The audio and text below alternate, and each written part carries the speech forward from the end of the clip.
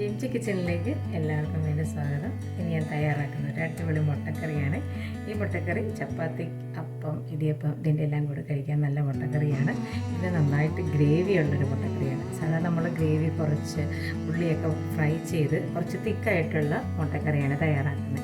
എന്നാൽ ഇത് കുറച്ച് ഗ്രേവിയുള്ള നമുക്ക് ചപ്പാത്തിക്ക് കഴിക്കാൻ വളരെ നല്ലതാണ്. ഇതുപോലെ തയ്യാറാക്കി കഴിഞ്ഞാൽ അതെങ്ങനെയാണ് തയ്യാറാക്കുന്നത് നോക്കാം. ഈ മുട്ടക്കറിക്കായിട്ട് ഞാനിവിടെ മീഡിയം സൈസ് 2 സവാള കട്ട് ചെയ്തെടുത്തിട്ടുണ്ട്, 2 പച്ചമുളക് നെടുകെ കീറിയെടുത്തിട്ടുണ്ട്, ചോപ്പ് ചെയ്ത വെളുത്തുള്ളി 1 ടേബിൾ സ്പൂൺ എടുത്തിട്ടുണ്ട്, 1 ടേബിൾ സ്പൂൺ ഇഞ്ചി ചോപ്പ് ചെയ്തെടുത്തിട്ടുണ്ട്, 1 ഇതള് കറിവേപ്പില. ഇനി നമുക്കിതെല്ലാം കൂടെ ഒന്ന് വഴറ്റിയെടുക്കാം. നമുക്കൊരു പാനിലേക്ക് 2 ടേബിൾ സ്പൂൺ ഓയിൽ ഒഴിച്ചു കൊടുക്കാം. ഓയിൽ ചൂടായി കഴിയുമ്പോൾ നമുക്ക് ചോപ്പ് ചെയ്ത് വെച്ചിരിക്കുന്ന വെളുത്തുള്ളി ഇഞ്ചി ഒന്ന് ഫ്രൈ ചെയ്തെടുക്കാം.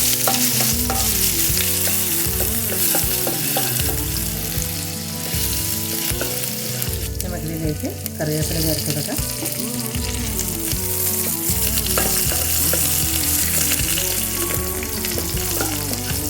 ഒന്ന് ബ്രൗൺ ആകാൻ തുടങ്ങുമ്പോഴത്തേക്കും നമുക്ക് സവാള അരിഞ്ഞു വെച്ചിരിക്കുന്നതോടെ ചേർത്ത് കൊടുക്കാം.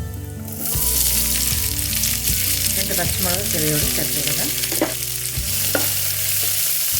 1/4 ടീസ്പൂൺ ഉപ്പ് കൂടി ചേർത്ത് കൊടുക്കാം. ഇനി ഇതൊന്ന് ട്രാൻസ്പെറൻ്റ് ആവുമ്പോഴും വഴറ്റിയെടുക്കാം.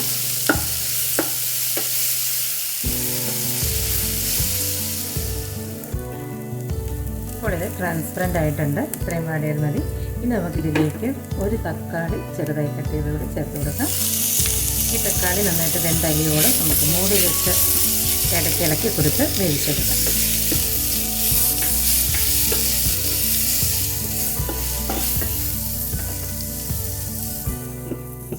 ഇനി ഈ തക്കാളി വെന്ത് അലിഞ്ഞ് വരുവോളം നമുക്ക് ലോ ഫ്ലെയിമിലിട്ട് ഇളക്കി കൊടുത്തുകൊണ്ട് മൂടി വെച്ച് വേവിച്ചെടുക്കാം. ഈ തക്കാളി നന്നായിട്ട് വെന്തുടങ്ങിയിട്ടുണ്ട്. നമുക്ക് ഫ്ലെയിം ഓഫ് ചെയ്ത് ചൂട് മാറിക്കഴിഞ്ഞ് ഇതൊന്ന് അരച്ചെടുക്കാം. നമുക്ക് അതേ പാനിലേക്ക് തന്നെ ലോ ഫ്ലെയിമിൽ വെച്ചിട്ട് 1 ടേബിൾ സ്പൂൺ ഓയിൽ കൂടി ചേർത്ത് കൊടുക്കാം. ഓയിൽ ചൂടായി വരുന്നതിന് മുമ്പ് നമുക്ക് 3/4 ടീസ്പൂൺ മുളക് പൊടി ചേർത്ത് കൊടുക്കാം. 1 ടീസ്പൂൺ മല്ലിപ്പൊടി ചേർത്ത് കൊടുക്കാം. 1/4 ടീസ്പൂൺ മഞ്ഞൾപ്പൊടി ചേർത്ത് കൊടുക്കാം. ഇപ്പോൾ ഓയിൽ ചൂടായി കഴിഞ്ഞാൽ ഈ മുളക് പൊടികളെല്ലാം കരിഞ്ഞു പോകും.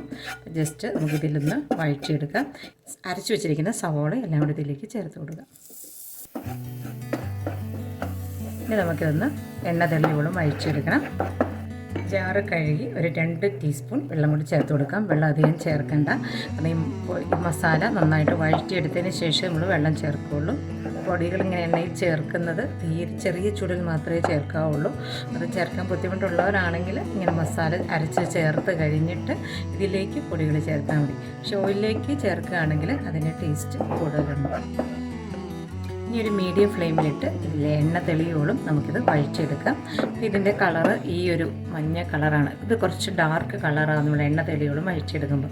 അത്രയും വഴറ്റിയെടുക്കുമ്പോൾ ഇതിൻ്റെ പച്ച ടേസ്റ്റ് എല്ലാം അങ്ങ് മാറി നല്ലൊരു ടേസ്റ്റാവും. അതുവരെ നമുക്കിത് നന്നായിട്ട് ഇളക്കി കൊടുത്തുകൊണ്ട് തന്നെ വഴറ്റിയെടുക്കാം. ഫ്ലെയിം കൂട്ടി വെക്കരുത്, കാരണം നമ്മളിതിലേക്ക് പൊടികളൊക്കെ ചേർത്തതാണ്. അതുകൊണ്ട് പൊടികൾ ചേർത്ത് കഴിഞ്ഞ് ഫ്ലെയിം കൂട്ടി വെച്ച് കഴിഞ്ഞാൽ അതിലെ പൊടികളൊക്കെ കരിഞ്ഞു. അപ്പോൾ ഇതിൻ്റെ എണ്ണയൊക്കെ വറ്റി വരുന്നുണ്ട്. എണ്ണ വറ്റി വരുമ്പോഴത്തേനും ഇതിൻ്റെ കളറ് നല്ല ഡാർക്ക് കളറായി. പാനിൻ്റെ സൈഡിൽ എണ്ണ തെളിഞ്ഞ് വന്നു കഴിഞ്ഞാൽ നമ്മുടെ ഈ മസാല ഫ്രൈ ചെയ്തത് പാകമായിട്ടുണ്ട്. നല്ല ഡാർക്ക് കളറുമായി ഈ പാനിൻ്റെ സൈഡിലെല്ലാം എണ്ണ തെളിഞ്ഞ് വരികയും ചെയ്തു. ഈ മസാലകൾ ഇതുപോലെ ഒരുമിച്ച് പാനിൽ ഈസി ആയിട്ട് മൂവ് ചെയ്യാനും തുടങ്ങും. ആയി കഴിഞ്ഞാൽ മസാല റെഡി ആയിട്ടുണ്ട്. ഇനി ഇതിലേക്ക് പുഴുങ്ങി വെച്ചിരിക്കുന്ന 5 മുട്ടയാണ് ഞാൻ ചേർത്ത് കൊടുക്കുന്നത്. അപ്പം മുട്ടയുടെ എണ്ണമൊക്കെ നമുക്ക് എത്രയാണോ അറിയേണ്ടത് അതനുസരിച്ച് ചേർത്ത് കൊടുക്കാം. ഈ മുട്ട ഒന്ന് ചേർത്ത് ഇതിനെ ഒന്ന് ജസ്റ്റ് ഒന്ന് ചൂടാക്കിയെടുക്കുക. 1 മിനിറ്റ് ഒന്ന് ഇളക്കി വഴറ്റുക. അതിനുശേഷം നമുക്കിതിന് ആവശ്യത്തിനുള്ള വെള്ളം ഒഴിച്ചു കൊടുക്കാം. ഇനി ഇതിലേക്ക് നമുക്ക് ആവശ്യത്തിനുള്ള ഗ്രേവിക്കനുസരിച്ച് തിളപ്പിച്ച വെള്ളം ചേർത്ത് കൊടുക്കാം.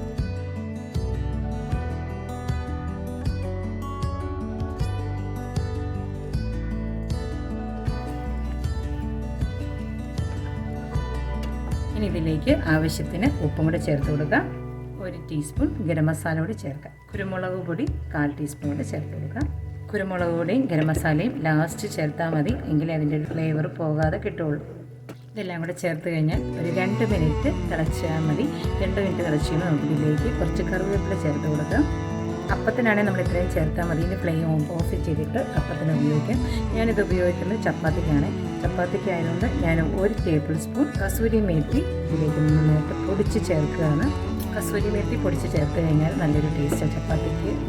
അപ്പത്തിനത് ചേർക്കണമെന്നില്ല, കറിവേപ്പില മാത്രം ചേർത്താലും മതി. നമുക്ക് ഫ്ലെയിം ഓഫ് ചെയ്യാം. നമ്മുടെ മുട്ടക്കറി തയ്യാറായിട്ടുണ്ട്.